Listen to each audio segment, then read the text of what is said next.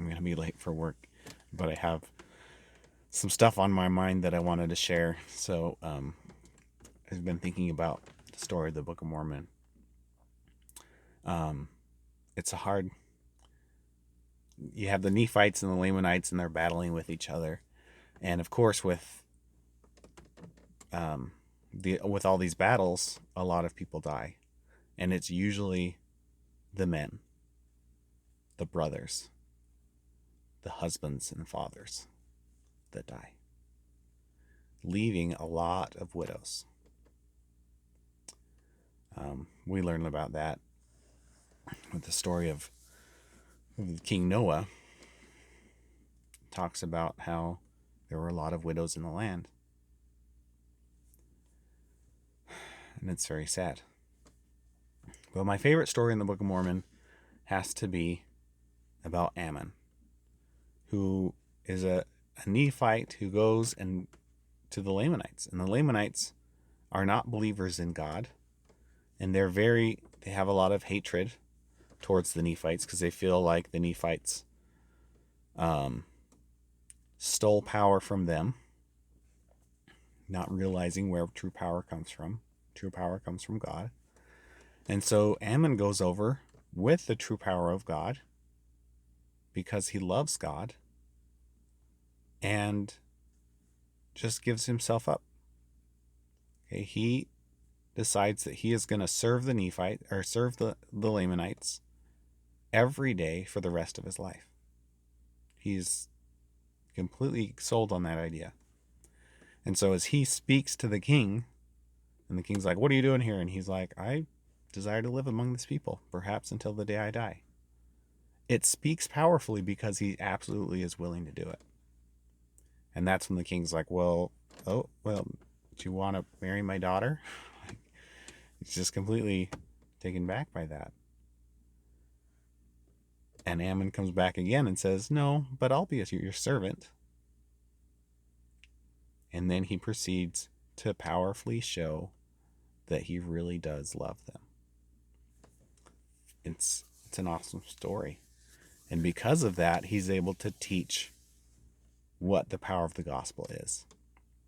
He's able to show that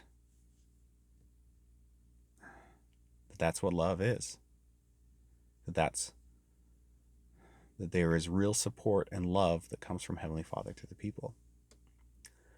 And it's so powerful that the kingdom is all converted. They break away from the Lamanites, and they call themselves the people of Ammon, or the anti-Nephi Lehites. They don't really belong to either group. They're not a part of this warring tribe anymore.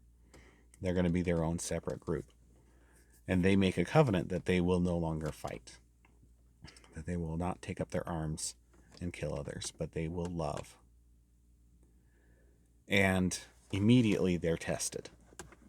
The Lamanites come against them, these people of Ammon, and they come to slay them. And they say, "Okay, well, we buried our weapons. We decided we're not going to fight." And they kneel down and they start to pray. And the Lamanites come in and they just slaughter them. Over 1,000 people killed.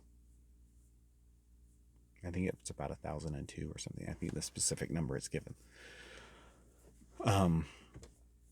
Until the Lamanites are like, "Whoa, they're not fighting back. What power has possessed them that they are so driven in life that they will give up their own lives in a brutal fashion, just allow themselves to be killed? What is it that's driving them?" And of course, more than the 1,002 are converted to the Lord, more than those that died.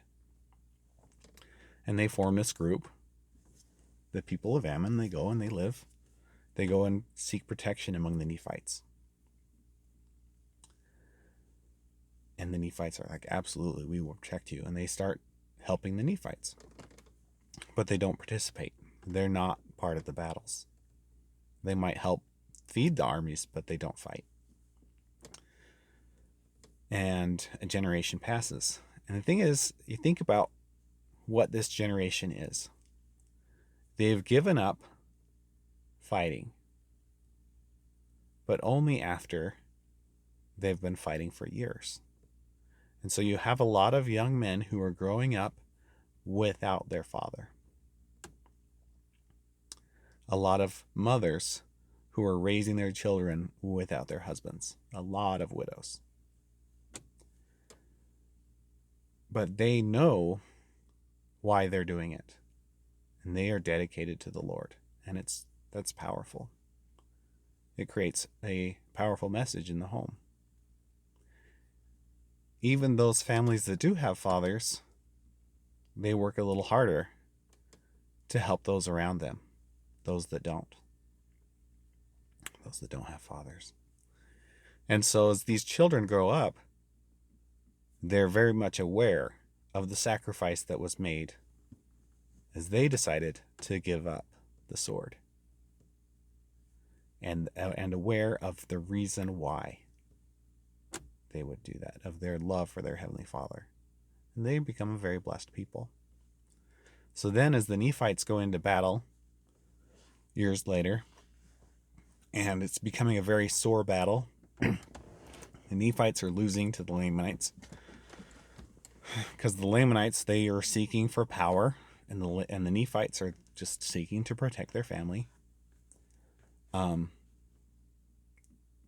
The people of Ammon are like, wait a minute, the Nephites have a noble cause here. They should win the war. Maybe we should help. Maybe we should break our covenant and go fight. And of course, they're persuaded not to, which was very good. But the young sons, these ones who've grown up without their fathers, or with their fathers, but their fathers are working hard to protect, to support other families as well, they stand up and say, you know what? We were too young when this covenant was made. Let's fight. We can fight. And the thing is, they didn't grow up dreaming of going to battle, preparing for fighting, like maybe their Nephite counterparts did, or the Lamanites did. The Lamanites were a bloodthirsty people, and they probably trained their young starting very early to fight the Nephites, and the Nephites probably trained to defend themselves from the Lamanites. Well, these people of Ammon, I imagine, it doesn't say, but my imagine would be that they didn't prepare for battle in that way. They probably, because they're little boys, they probably did fight as children, but not growing up thinking that someday they would be a great warrior.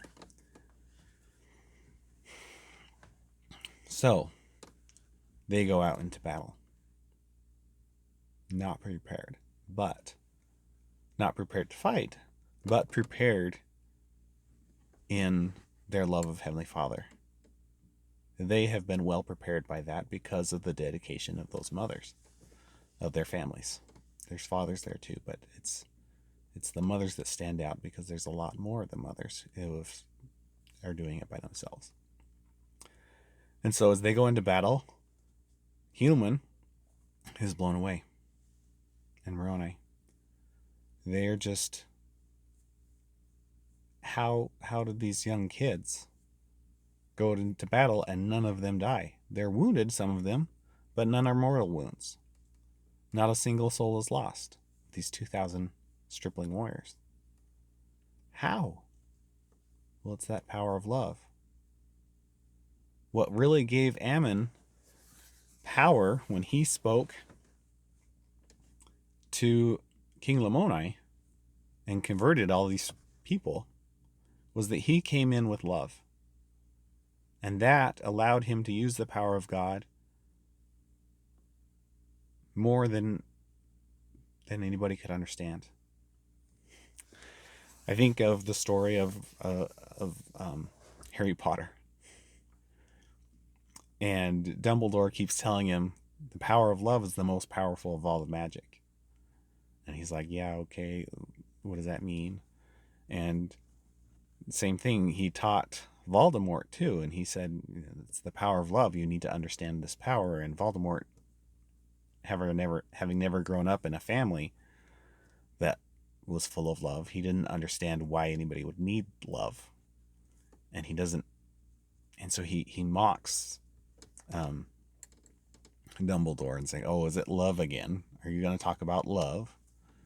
But it is the most powerful magic, and we see that when Ammon came to the Lamanites and came to King Lamoni, it was that power of love that reached in and touched King Lamoni's heart, and it's the power of love that these young stripling warriors use as they go into battle, a love for their Heavenly Father that allows them to use the powers of heaven in a powerful way.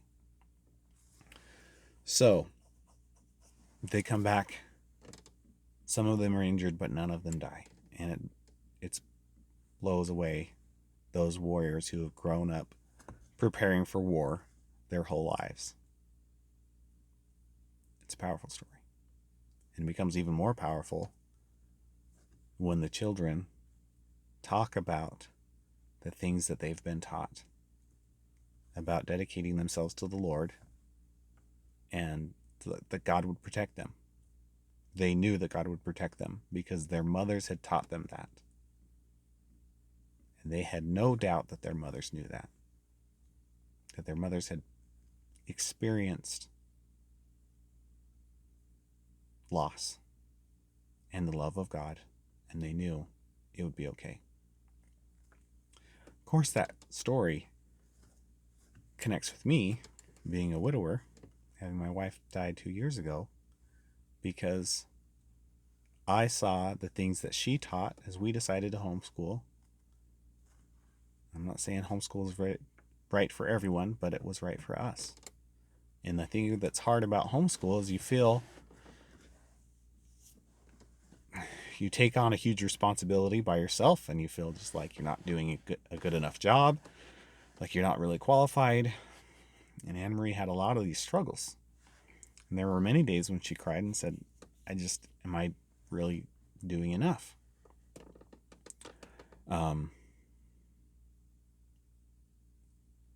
There were lots of days that passed by and there was nothing really taught. We weren't able to get to the lesson plan.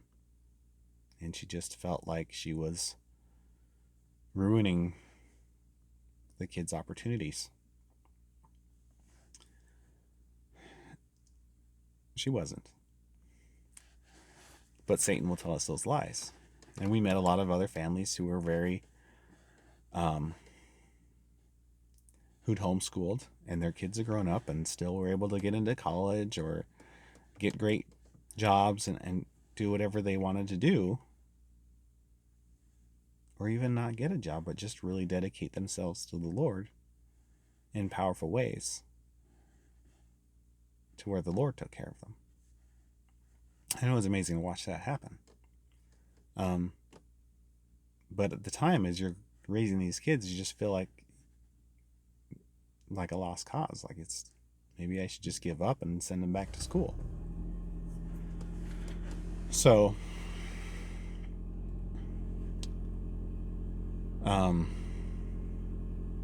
sorry, my car just turned on. Lost my train of thought. Hope that's not too noisy, but I do need to be getting to work soon. I just wanted to get these thoughts out.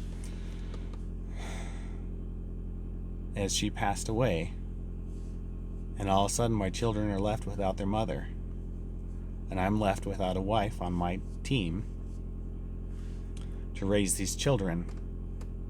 It was powerful to me to watch the influence that she had on these kids, enough that as we saw hard times, I saw that my children, in order to cope with that, they turned to the scriptures.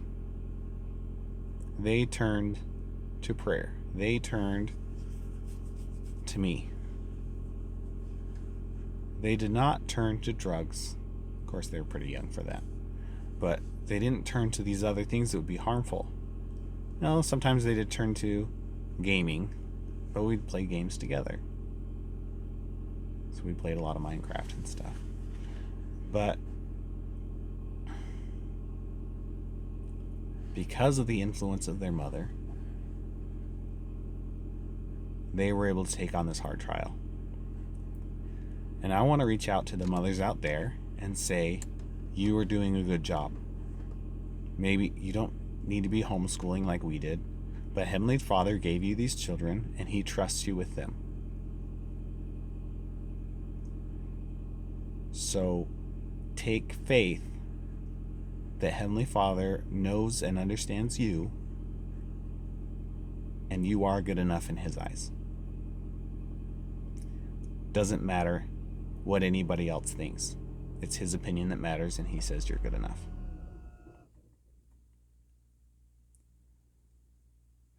Because it's Satan that tells us that we're not, but it's God that tells us you are. And it doesn't mean that we can't keep striving to be better, but you are enough. I just wanted to share that message with you today. I've got to hurry up and get to work now, but I'm hoping that you're all having a good day. I want to share that what's going to really change our lives and change our family is not a new person in the White House, but it's what happens in your house and how you fortify your family. All right. Thank you.